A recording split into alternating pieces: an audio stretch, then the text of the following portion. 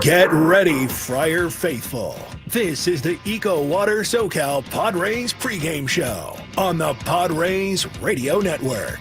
Jackson swings, hits it in the air, deep to right field. He has done it again. Unbelievable. Coming up, we'll have a recap of the previous Padres game, a preview of today's starting pitching matchup, our keys to the game. Plus, we'll hear from manager Mike Shildt. Ultimately, what we're here to do is win. From the Padres Radio Network, here's Sam Levitt.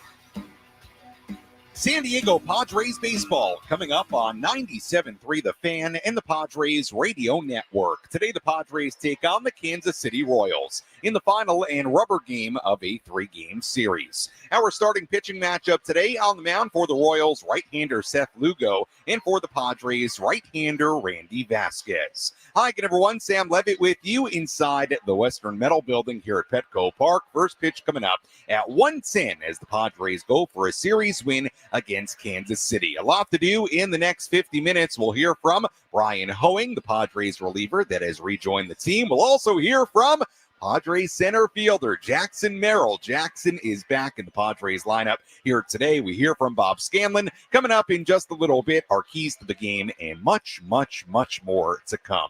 But first, it's time to set the table, brought to you by Fraser Farms Market. Set your table with the highest quality of natural and organic products from Fraser Farms Market, a San Diego original since 1971, with 3 locations: La Mesa Vista and Oceanside, and at FraserFarmsMarket.com.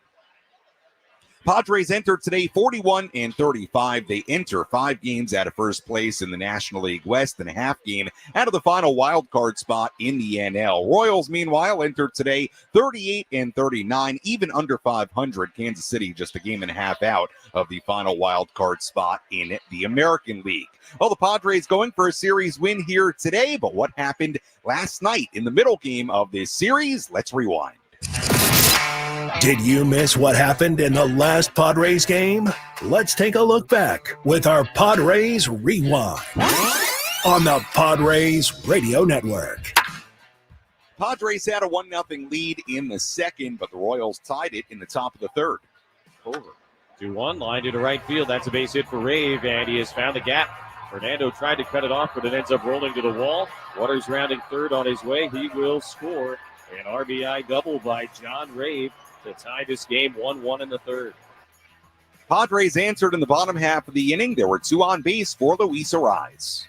So 1-1 to Arraez. Hit on the ground up the middle. Long way to go. India not going to get there. Rolls into center field. Maldonado rounding third. He's going to come in to score. The throw has no chance to get him. RBI single Luis Arraez. And the Padres back ahead. It's 2-1. Dylan Cease took that 2-1 lead, and he ran with it. He threw a season-high 110 pitches in 6 2/3 innings with just 1 run allowed. Bottom half of the 7th inning, Padres still leading just 2-1. Padres got back-to-back 1-out singles from Jose Iglesias and Bryce Johnson. With 2 on and 2 out, it was Fernando Tatis Jr. 1-0, and Fernando hits it in the air to deep left field. Rave is back at the wall, looking up, gonna go! 3-run homer for Fernando Tatis Jr. His 14th of the season and the first one in a long time. As Tatis gives the Pods some late inning breathing room, it is now 5-1. Adrian Morejon was great out of the bullpen. He put on the finishing touch. 1-0 from Morejon. Big crowd on their feet here in San Diego. And the pitch grounded up the middle under Morejon's glove. Backhanded by Cronenworth on the outfield grass. Oh, throw to first is in time. And that's all for the Royals here in the ninth. Padres flashing some serious leather in the late innings. And they got a tremendous outing from Dylan Cease. And a big home run from Fernando Tatis Jr. to put a bow on a 5-1 win over the Royals here in Game 2. A satisfying victory to set up a rubber game here tomorrow afternoon. Well said by Jesse Agler. Padres win it 5-1, and now they go for a series win on a beautiful Sunday here in downtown San Diego. While the Padres making a move before today's game, as we said, they reinstated Jackson Merrill from the 7-day IL. the corresponding move, Padres optioning outfielder Brandon Lockridge back to AAA El Paso. Let's go inside the Jerry Coleman Broadcast Center. Let's take a trip up to the Padres broadcast booth for a deep dive on today's matchup with Bob Scanlon in our Padres game preview on the Padres Radio Network. All right, Scans, let's start with the news of the day. Jackson Merrill is back. What is your level of anticipation to see Jackson Merrill back in the lineup today and in center here at Petco Park? I'm super excited and a little bit surprised, only in that his symptoms were so problematic early on when he first suffered that concussion that, Mike Shildt was very hesitant to say that he was going to be ready after the 7 days, and it seemed like the progress was a little slow early on. But here in the last several days, Sam, as you and I both know, the progress has been, much more quickly to come around. He's been doing some baseball activities, and it's great to hear that he's first and foremost feeling good again. And obviously, we're excited to have him back on the field. So he is missed, right? I mean, he is a presence in the clubhouse. He's a presence in the lineup, and it's great to have him back. And speaking of the lineup, I'll get into it after we're done, Scans, but it is a little bit different today for the Padres, so we'll get into that a little bit later. As far as the pitching matchup here today, right-hander Randy Vasquez on the mound for the Padres, and Bobby, he's been really, really solid, really any way you slice it. 5 innings, 3 earned runs given up in that start against the Dodgers. He really had 2 pretty good outings against LA. What's your takeaway in this first half of the season from what Randy Vasquez has done? I think he's done a great job, really. And, early on he had his issues with his walks and, but he did a nice job of sort of dancing around it and not allowing it to get him out of games early to the point where he was destroying the bullpen. And I think he's settled down from then. He's really gotten a much better job of not issuing those free passes. He had a little bit of a return a couple of outings ago, as you know, but the last 2 outings against the Dodgers, when you face that lineup twice, back-to-back outings, and you only have 1 free pass during that entire time, that means that you're going after guys. It means that you're loading up the zone. He's keeping the Padres in these baseball games. So I don't think you could be asking a whole lot more of Randy Vasquez in terms of what he's done up to this point. Now, do we want to continue to see him grow and develop? Absolutely. I keep having to remind myself this kid's only 26 years old, and he's really, still learning how to be a starting pitcher. But I think he's doing a real nice job of it. And we've seen some things change with him. Like he introduced a new pitch this year using the cutter a little bit more. And then the league sort of figured that out, right? I mean, the first 4 or 5 outings, it was really effective against left-handers. Now the margin of error on that pitch is much smaller because the other teams have seen it a lot more.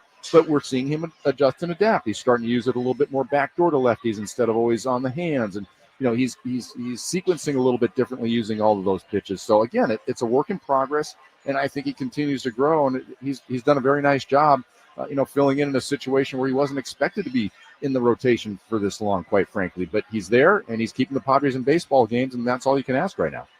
On the other side of this pitching matchup, right-hander Seth Lugo on the mound for Kansas City. And we had a chance to have Seth Lugo here in 2023. Not only did he have a great year, he was also a great guy to deal with in the clubhouse. And to his credit, had that great year for the Padres in 2023. He turned it into a contract with the Royals. He had a great season last year. He's doing it again here in 2025. What makes Seth Lugo so effective, and how do the Padres find a way against him here today? Well, first of all, the guy's an incredible competitor, as you and I both know. And to your point, loved having Seth Lugo over here. Such a fun guy to talk to. It was so fun to watch him develop and go from being a reliever into a starter and really set the stage for Michael King being able to do the same thing last year. But Seth loves to learn.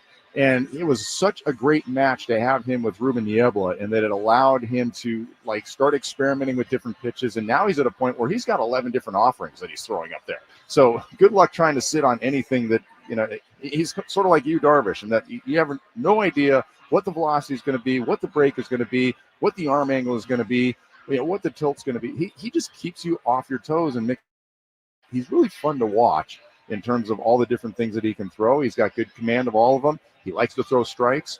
So it should be fun to watch. And, I'm not rooting for him to have a great game today, but I'm always going to be a Seth Lugo fan because of what he did over here as a Padre.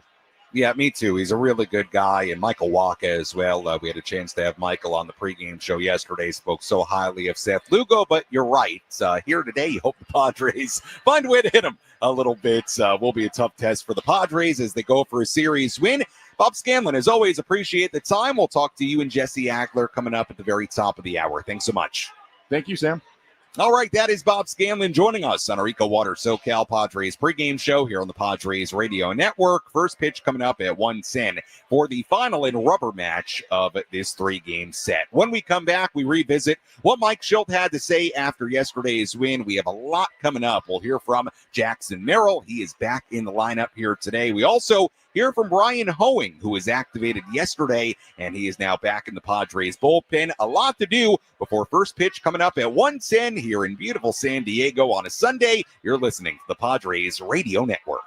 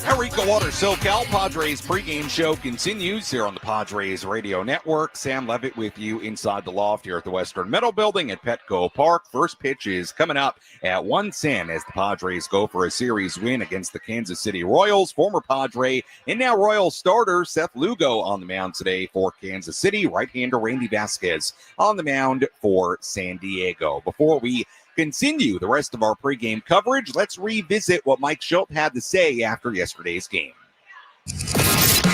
Let me talk here. Let's pull up a seat in the manager's office and hear from Padres manager Mike Shildt. Served up by Sin Lee Food, where fresh meets flavor. Find farm fresh produce, bold Asian spices, and gourmet ingredients at 4665 El Cajon Boulevard. Sin Lee Food, the cook's Asian resource.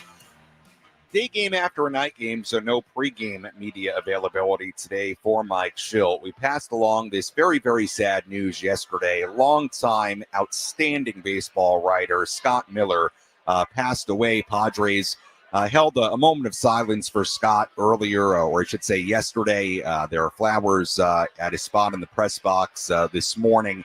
Scott was a tremendously kind man, a brilliant baseball writer. I so enjoyed getting to know Scott, all our interactions here in the press box over the last few years. He was incredibly, incredibly kind to me, and he will be dearly missed by all of us. And just a piece of tremendously sad news that we received yesterday about the passing of longtime Major League Baseball writer Scott Miller. Mike Shildt started with some words about Scott after yesterday's game.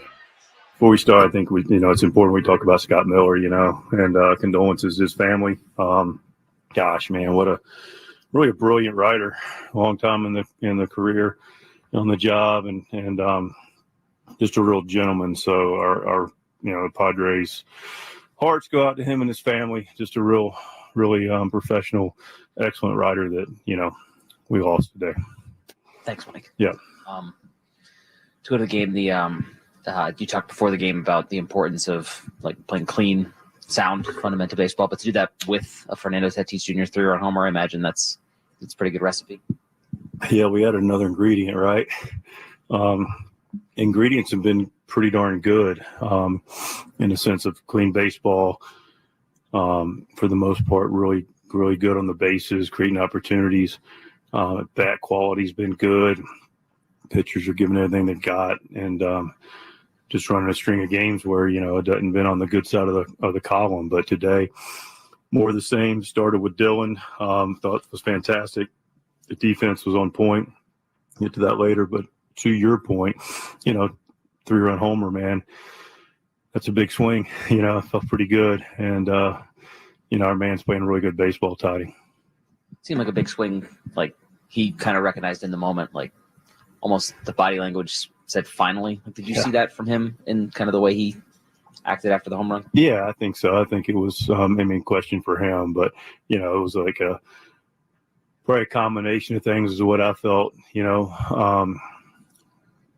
Open it up for us, and then him. This is a guy that has done a lot of damage in his career and has put some really good at bats together, but hadn't had anything to go out of the ballpark more recently, and so I think it was a combination of things for him. Felt good. How does Tatis change what this offense looks like on a day-to-day basis? If we slug, it's going to help. I think that's no state secret, right? Toddy's a part of that. One of the things that I do believe is a byproduct of slug is approach. And the approach is, when it's really good for us. And speaking of that, I've really appreciated our bat quality with runners in scoring position more recently. We haven't had as much to show for it, to my earlier point, but the quality is really good. And when we're doing the right things, typically guys are going to show up and hit for more power. These guys are experienced enough to pick their spots, pick their pitchers to say, okay, I'm going to take my shot at this. But for the most part, they stay within their approach, stay within themselves. I mean, these guys are, especially Toddy's, crazy pop. So, but yeah, ultimately the wrap up is our ability to put all these things we're doing together. And part of the recipe is to be able to drop the ball and be able to get, multiple runs on one swing. That's definitely a part of the recipe as well.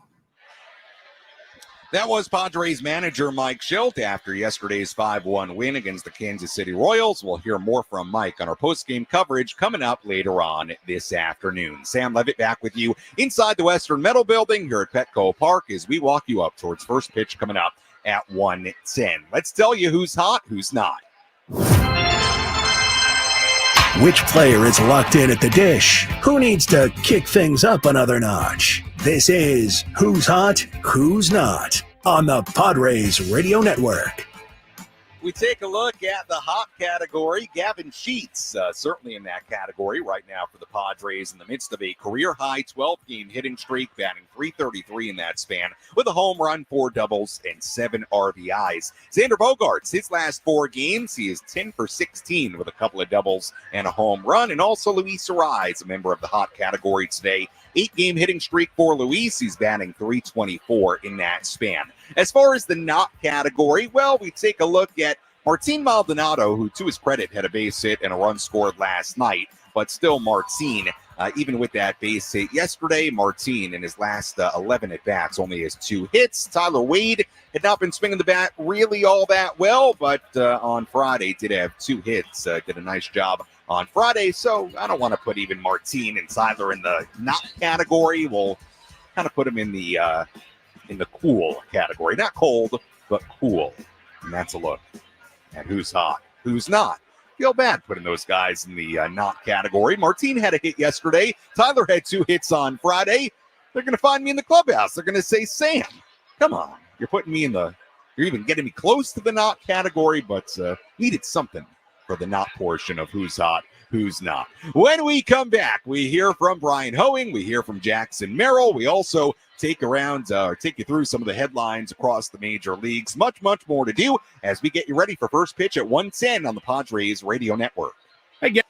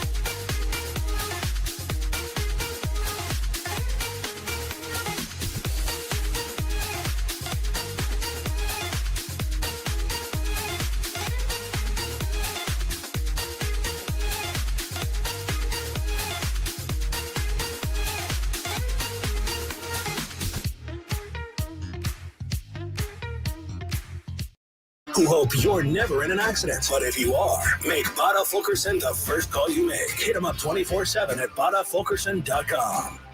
Well, Jackson Merrill is off the 7-day IL, that concussion IL, after he was hit in the head with a tag last weekend in Milwaukee. And the good news, not in Milwaukee, pardon me, in Arizona. And great news, Jackson Merrill is back in the lineup today, playing center field and batting second. So great to see number 3 back in the Padres lineup. Jackson spoke with the media earlier today inside at the Padres dugout. My first baseball game, man. I mean, can't be more excited than to get out on the field any day. It doesn't matter if you're coming back injured or playing every day. How has it felt the last couple of days? It looks like you've been doing pretty much regular pregame. How has it all felt as you've done that? Yeah, it was a slow week. It was a slow week overall. Started slow and, it got progressively better. But I think after the team came back and I spent a day around people, it got me more in the mindset and mood to get going, kind of just being like chill all week. It's not good for me. I like to be active all the time. So, it's slow, it's tough, but I'm back and ready to go and I'm excited. Good energy all around. Thursday, watching that game from home, you said from your apartment. What's it like to be near you watching that game? My girlfriend hates watching baseball games with me. It's so much easier to watch the baseball game on TV and know what's going to happen, what pitch is coming. It's easier to read, So for me, I'm sitting there and she's just stop it. I can't. You're stressing me out, and I'm like, well, it's just how I am. I'm wired that way. So I wouldn't say it's fun, but it's definitely exciting. And to not be able to impact that game when things are as crazy as they were in that. Love to be there with the boys at all times. Doesn't matter if we're fighting or not fighting. It's good to be in the dugout. Good to be there always. What was that progression like? You said early in the week it was like when you're away from the team and it was a little slow. How were you feeling then, and how did it slowly build toward where you're here now? Yeah, man. I mean, I didn't really think I hit that hard, and then I kind of looked back at it and just kind of compressed me a way that it shouldn't. So it just took a little bit to kind of get myself back. It was a little floaty loss for the first few days, and it wasn't very exciting. But the second half of the week, it got going. My energy started coming back fast. Was it ever a doubt that you were going to be just the minimum stay? For me, no. For me, maybe for them, but not for me.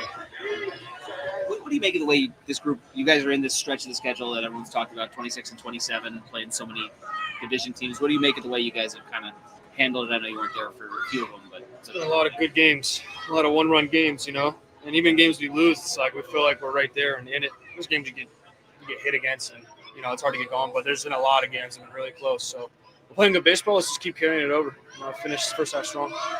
Tatis home run yesterday. You're coming back. Manny and been going well. How important is it to get all three of you guys, as well as the rest of the team, but you guys going at the same time? Yeah, I mean, it's always good when your whole team's going at the same time. Top half of the lineup's rake-ins. It's good for the bottom half. There's a lot of us on base. They're ready to go. I know the bottom half of our order likes to hit just as much as the top half. So, it's huge. That was Jackson Merrill. Great to have Jackson back in the lineup today. Again, the Padres changing up their lineup today a little bit. I alluded to this a little bit earlier with Bob Scanlon, but it does look a little bit different today with Jackson returning. Fernando Tatis Jr. is leading off in right field. Jackson Merrill batting second, though. He's in center. Manny Machado at third base batting third. Luis Arraez down to the cleanup spot at first base. DH is Gavin Sheets batting fifth. At shortstop, Xander Bogaerts batting sixth. At second base, Jake Cronenworth batting seventh. At left field, Tyler Wade batting eighth, and Martin Maldonado doing the catching and batting ninth with Randy Vasquez on the mound. So again, the switch up is Arraez is down from the 2 spot to the 4 spot. Merrill is up to the 2 spot. So the Padres using the opportunity today to shuffle around their lineup, and we'll see how that works today against Seth Lugo and the Kansas City Royals. Let's take you around the horn. Let's examine the most important news and the latest information you need to know in the world of Major League Baseball. Sam Levitt takes you around the horn. Presented by Valley View Casino and Hotel. Get ready for Major League winning when you join Valley View Casino and Hotel's Players Club and receive over $200 in free instant offers. Visit valleyviewcasino.com to learn more today. A few headlines for you before today's game. The Mets have sent down struggling catcher Francisco Alvarez to AAA Syracuse. Catcher Hayden Sanger was promoted to the major leagues, and he will now be the backup catcher to former Padre Luis Torrens, who is the Mets' starting catcher for the most part these days. It is kind of a surprising move, because Alvarez hit a home run yesterday, and also he was at one time the top prospect in baseball and just has not been consistent for the Mets. So Francisco Alvarez going back to AAA Syracuse. Ryan Yarbrough was put on the 15-day IL, the Yankees right-hander. Yarbrough was put on the IL with a strained right oblique. It's another blow to the Yankees rotation. Rookie Alan Winans, or I should say Winans, he able to make his Yankees debut today. Chase Burns, prospect for the Cincinnati Reds, he is scheduled to make his debut next week, according to reports. Burns, a right-handed starter who is, by many reports, a top 15, 20 prospect in the game. He will start on Tuesday at home against the Yankees. And that's a quick look at some of the headlines from around the major leagues. Well, Brian Hoing was activated for the Padres yesterday. Hoing, obviously a big part of the Padres bullpen, traded over from the Marlins at the deadline last year. Did a nice job after the trade deadline. And back in spring training, was dealing with some shoulder issues, and took him a while to get back. He rehabbed it. Then he was on a pretty lengthy rehab assignment that took him to multiple stops in the minor leagues. I caught up with Brian Hoeing inside the Padres clubhouse earlier today. Good to see you back in San Diego. Welcome back. How's it feel to be back inside this clubhouse? Feels amazing. This is what I was working for the whole time in rehab, just to be back with these guys in this clubhouse and this culture. I love being here, and I'm ready to join the team and help the guys win a couple ball games. Let's talk about the injury and your rehab process, because this is something we saw you dealing with all the way back at spring training. First time you had ever dealt with anything involving your shoulder. How would you describe the injury and what it took to get back? Yeah, I think the word that comes to mind is just a little bit frustrating, especially after the year we had last year. I felt good about going into the offseason, and then the whole offseason just kind of dealing with a little bit of a shoulder nagging issue. And then we were just trying to fight through it, trying to find every single way. But throughout the whole process, just really trusting the process and knowing that one day it will be fine as long as I put the work in. But now it's behind us, and I'm really thankful that, as long as it took a little bit longer than what I envisioned, I think what they envisioned as well. But at the end of the day, it's still June. We still have a decent amount of the season left, and I'm here and able to pitch the rest of the season now, healthy. As far as the rehab process, what was the most difficult part of it? Honestly, I think just getting over that mental hump of, feeling some discomfort every single time I threw a ball. And so in the back of my head, I was almost anticipating feeling something every single time I threw during spring training, and then even in, March, April. But then it got to a point where, I was able to trust it more. And then at that point, I was able to get into some games, kind of get a feel for the games too, because it had been a while since I pitched. Last time I pitched was back here in October. So just getting some game feel again and getting that flow back into the rhythm. And at that point, just kind of building up in there and getting my pitch count up. And then the rehab process, it took a little time. You went to multiple different levels. Was that kind of the plan to basically give you kind of like a normal spring training, quote unquote? Yeah, I would say so. That's what we were kind of envisioning. Also, coming back, it was not a straight path back. We had some ups and downs with just how the body was reacting, But I think having that somewhat called spring training that wasn't able to have was huge for me. Like I said, just getting back into the rhythm of games. Because these guys, it was, May, June. And so they had a decent amount of bats under their belt. And I was just pitching for the first time and just realizing that, hey, look, this is my spring training. I'm still trying to get my arm going here and get my feet wet, and then get ready for the season. You've been a guy who can go multiple innings. You played that role in the bullpen last year. It sounds like right out of the gate here, you're kind of ready for that multiple inning appearances, right? Yeah, I was built up to 3 innings on my rehab assignment. So whatever they need, I could go up to 3 innings, and also I could, go back to back. I'm kind of like that Swiss Army knife, I guess you could say. But yeah, we had a good meeting yesterday and just basically be ready for anything, kind of the similar roles last year at first, for sure. We're joined by Padres reliever Brian Hoing here on the Padres Radio Network. You obviously were a big part of this bullpen after the trade last year.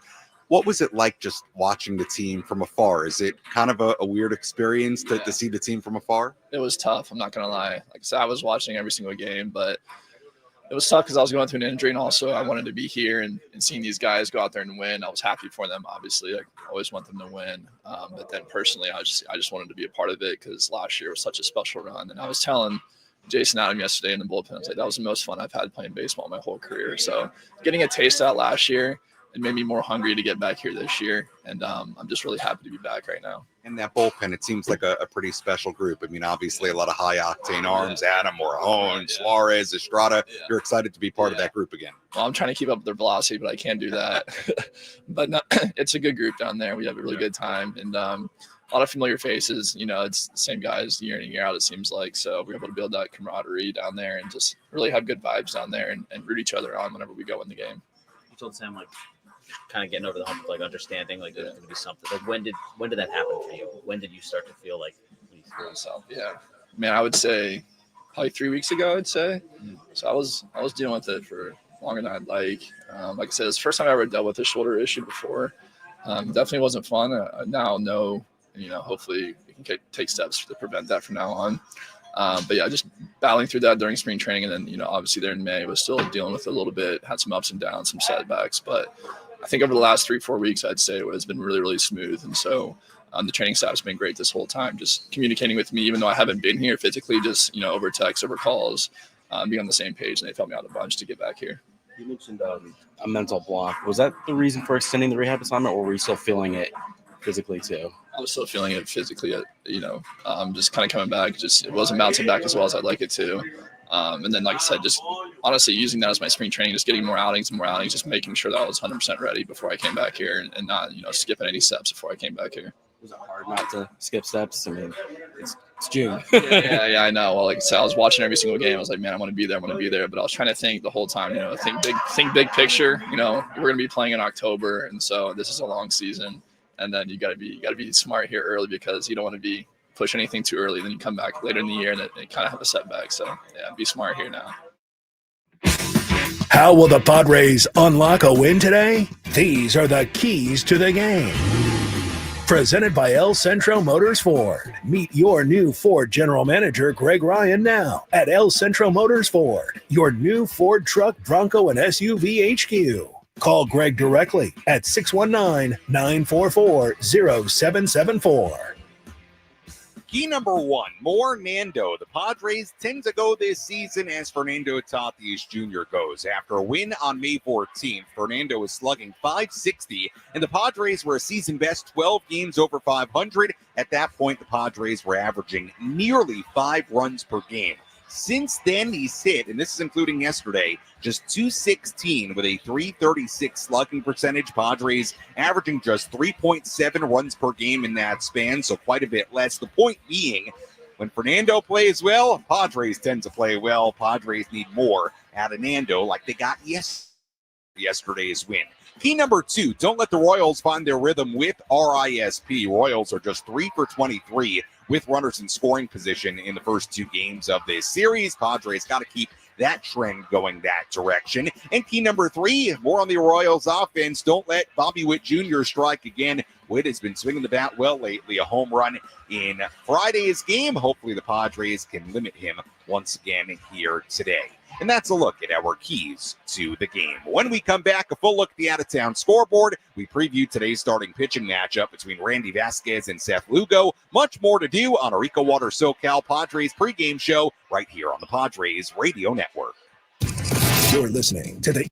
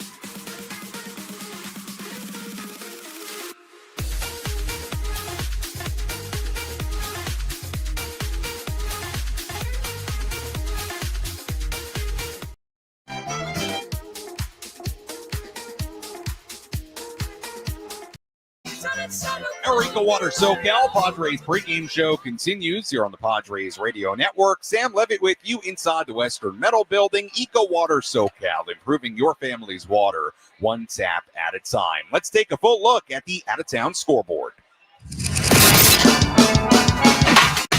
Let's take a trip around the bigs to highlight the scores that matter most with our out-of-town scoreboard. Presented by Jensen Premium Beef Patties. Always a hit for grilling.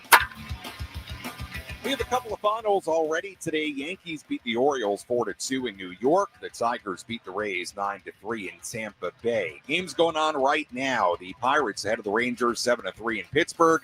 In the 6th inning, White Sox and the Blue Jays tied at 2 in Toronto. In the 8th inning, Marlins leading the Braves 5-3 in Miami in the 8th inning. Brewers lead the Twins 9-3 in Minnesota in the 5th. The Reds lead the Cardinals 4-1 in St. Louis in the 6th inning. Mariners 5, Cubs 4, Wrigley Field in the 5th inning in Chicago. Diamondbacks lead the Rockies 1-0 in Colorado in the 3rd. Red Sox and the Giants coming up later at 1:05. Guardians and the A's at 1:05. Astros and Anaheim against the Angels at 1:07. Nationals against the Dodgers in LA at 1:10. Shohei Ohtani starting his second game on the mound in that one. Nationals coming down to San Diego after today's game in LA.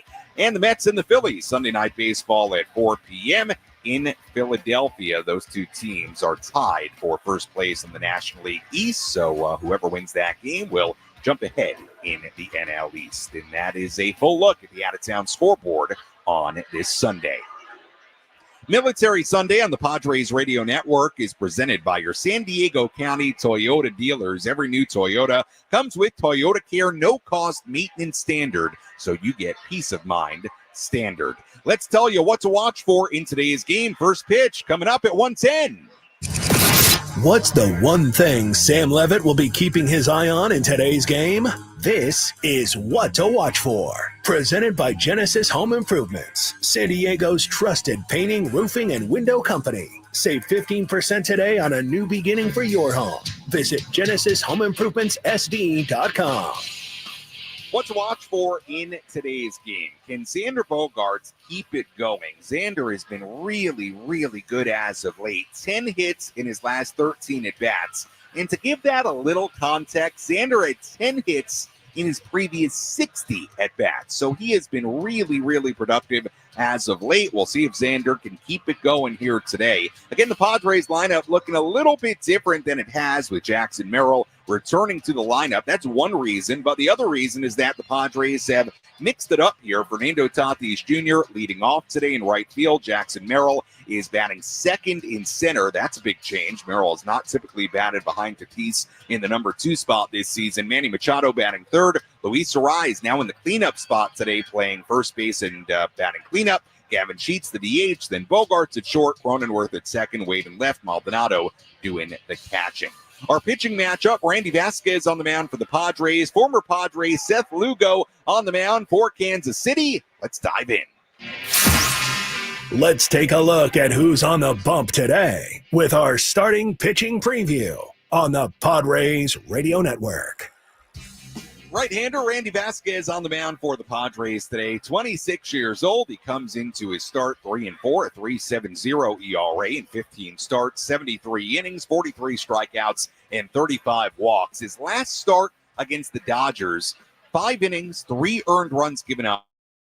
Allowed. Made a start against the Royals last season in Kansas City. 5 innings, 3 earned runs given up on 4 hits. Vinny Pasquantino hit a home run against him in that game. And Pasquantino back in the cleanup spot today for the Royals. So keep an eye on that matchup. This will be Vasquez's 3rd career outing against the Royals. He saw them as a Yankee back in 2023. As a rookie, he allowed 1 earned run in 3 2/3 innings that day. Randy Vasquez taking on the Royals on this Sunday. Meanwhile, on the mound for Kansas City, right-hander Seth Lugo, the former Padres, now 35 years old. He comes in 4-5, a 3.05 ERA, 13 starts, 76 2/3 innings. He struck out 61 and walked 23. His last start against the Rangers was really good. 6 innings, 1 earned run given up, 3 hits, and he struck out 9.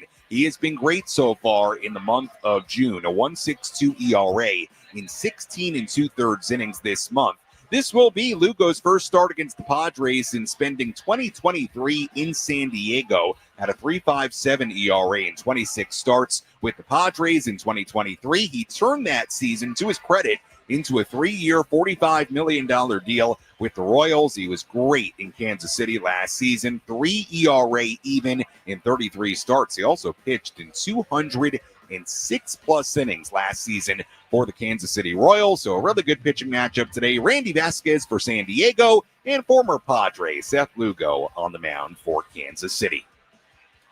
As always, thank you for listening. The EcoWater SoCal Padres pregame show. EcoWater SoCal, keeping it soft since 1925. Your water should be perfect. Well, the Padres losing on Friday night, bouncing back with a very nice win yesterday, 5-1 over the Royals. Fernando Tatis Jr., a big 3-run home run, ended the longest home run drought of his major league career. So we'll see if Fernando can continue that momentum into today. Padres enter today 41-35. They're right in the mix as far as the playoff picture here in late June in the National League. They enter today 5 games out of first place, a half game out of the final wild card spot in the NL. Royals come in 38-39, even under 500. The Royals are just a game and a half out of the final wild card spot in the American League. Padres also trying to win a series for the first time in a while, in a couple of weeks. Padres won 2 out of 3 from the Brewers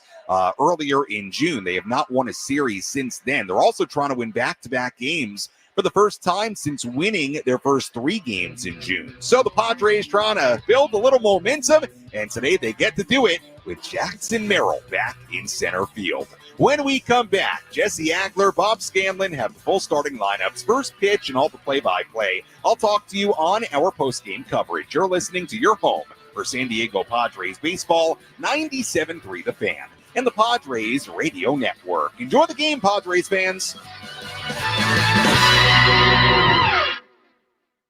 The days of waiting